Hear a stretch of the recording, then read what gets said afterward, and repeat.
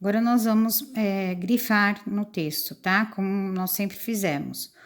No texto, o Sol, nossa maior fonte de energia. Dos 8 planetas que giram ao redor do Sol, apenas a Terra existe vida. Algumas características do nosso planeta fazem com que ele seja assim tão especial. Entre elas, destacamos duas: a distância que está do Sol e a atmosfera que envolve. Os planetas que são mais próximos do Sol têm temperaturas muito altas, tá?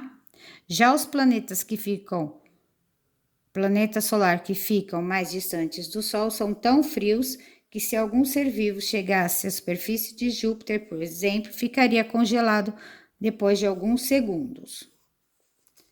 Aqui embaixo, o Sol é a principal fonte de energia do nosso planeta, embora esteja localizado a cerca de 150 milhões de quilômetros da Terra. Na outra página, nós vamos grifar: a luz que vem do Sol transporta o calor que aquece o planeta pela radiação térmica. Esse calor pode interferir nos padrões climáticos e é responsável pelo aquecimento dos mares, pela formação de correntes oceânicas e pelo movimento da atmosfera, entre outros fenômenos. Medindo a temperatura, nós vamos grifar: a energia térmica é a energia associada à temperatura. Por exemplo, as lâmpadas recebem energia elétrica que se transforma em energia luminosa, a luz, energia térmica, ou seja, um calor. Usando nossos órgãos do sentido, podemos ver a luz e sentir o calor. Vamos virar. Outras fontes de energia. São várias as fontes de calor. Entre elas, citamos o atrito, o fogo, a eletricidade e o calor do centro da Terra. Tá? Aqui nós temos o fósforo, o ferro e o aquecimento das águas que estão no vulcão. São águas do vulcão. Os vulcões e as fontes de águas termais são evidências do calor no centro da Terra. Luz e fotossíntese. Vocês já viram esse conteúdo, tá? Então, as plantas produzem seu próprio alimento por meio de um processo chamado fotossíntese. Esse processo necessita de luz, água e gás carbônico. Sobre a luz do sol, as folhas das plantas transformam a água e o gás carbônico em açúcar, que é chamado de glicose, e o oxigênio. As plantas apresentam uma substância verde chamada clorofila, responsável pela captação de luz, e é a luz que fornece energia para que a água e o gás carbônico sejam transformados em açúcar e oxigênio. A clorofila também é responsável pela cor verde dos vegetais. Essa parte aqui da fotossíntese vocês já aprenderam. Luz do sol vai aquecer, o oxigênio vai sair, o gás carbônico entra. A luz com o gás carbônico, aqui ó, vai formar a glicose, que tem a água. Sobre a luz do sol, as folhas das plantas transformam a água, que vai cair, e o gás carbônico em açúcar, tá? E tem a água, que há necessidade na raiz para sobreviver.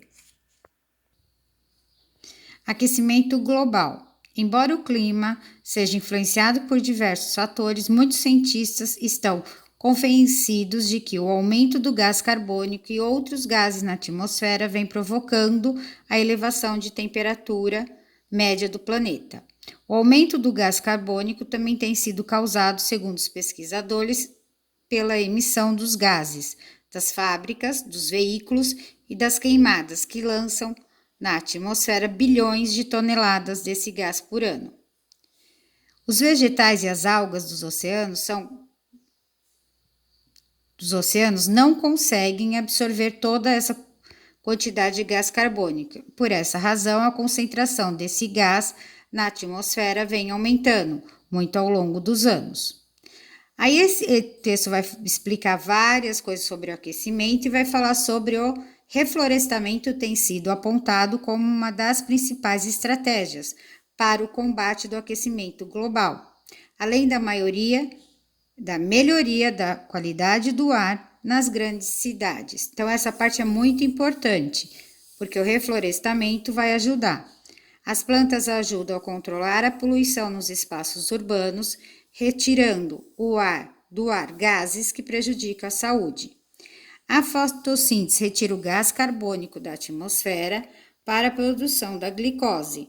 Durante a noite, as árvores respiram, liberando gás carbônico. Uma floresta em equilíbrio emite a captura da mesma quantidade desse gás.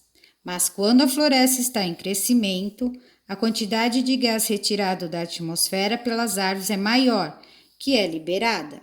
Dessa forma, recuperar as áreas verdes que foram desmatadas, além de ajudar a melhorar a qualidade e a umidade do ar, pode provocar um efeito indireto na redução do aquecimento global, que o aquecimento global não é nada bom para nós.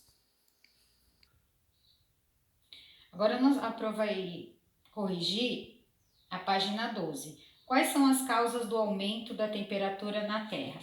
São a emissão dos gases das fábricas, dos veículos, das queimadas. Está no texto que nós acabamos de ler.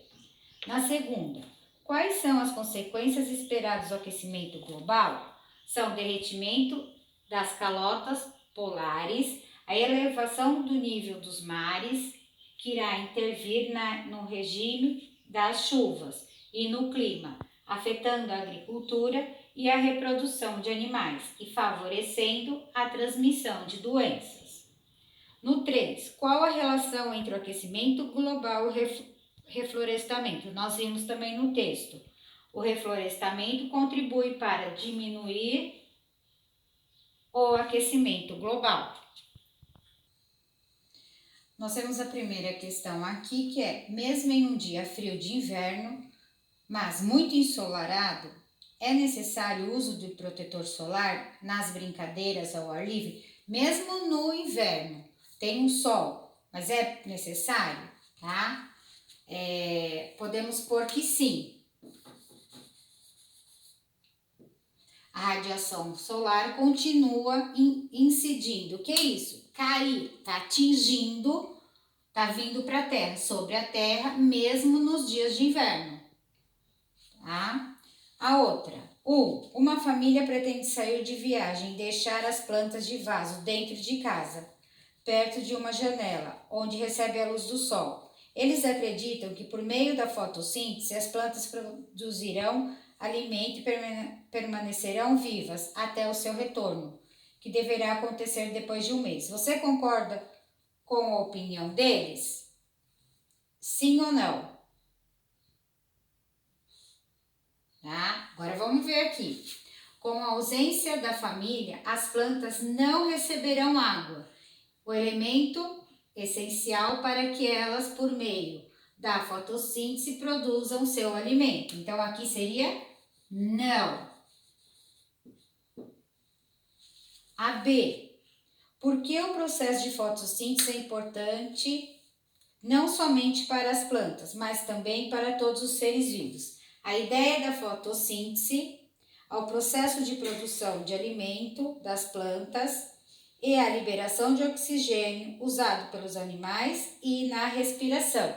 Então, ela ajuda tanto os animais, né, as plantas, o alimento das plantas e a liberação do oxigênio usado pelos animais na respiração.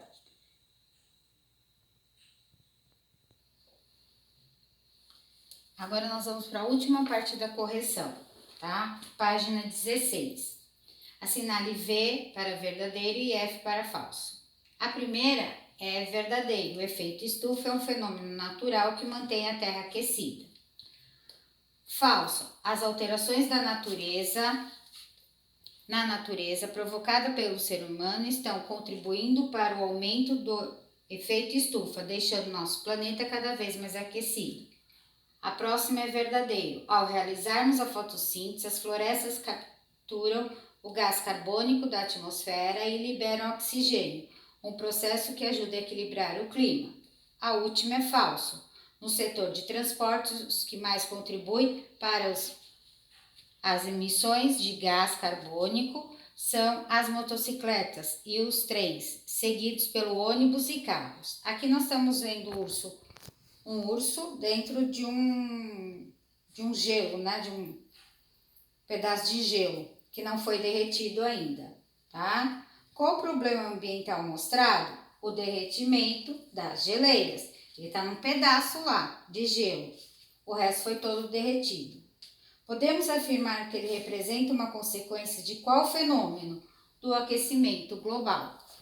Para a próxima aula, a Pro quer que vocês leiam Caminho das Águas, página 20 e 21. Beijo!